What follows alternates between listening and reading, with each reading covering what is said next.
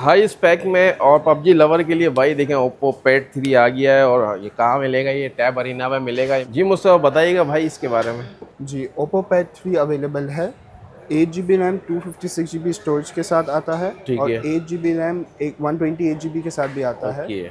जी, type सी इसका port है। 9500 mAh इसकी बैटरी है। ज़बरदस्त बैटरी है। मीडिया टेक डायमेंसिटी 8350 इसका प्रोसेसर है, बहुत ज़बरदस्त ओके। प्रोसेसर है। पबजी 90 FPS पे खेलना तो अब कोई बड़ी बात ही नहीं रही। अच्छी ज़बरदस्त है। अच्छा, इसका बैक लुक भी थोड़ा दिखा दिया हमारे वेस्ट में। जी जी जी, 10-10 कंडीशन होती है, इम्पोर्टेड स्टॉक है। ठीक है। पाउच और प्रोटेक्टर साथ में मिलेगा, उसके कोई सेपरेट चार्जेस नहीं होते। ठीक हो गया। उसके प्राइस क्या होने वाले हैं भाई? इसके प्राइस होंगे सिर्फ 47,000 रुपीज़। इसका कैमरा देख लें। कैमरा रिजल्ट बड़ा आउट क्लास है। ठीक है। और डिस्प्ले साइज़ क्या है इसका?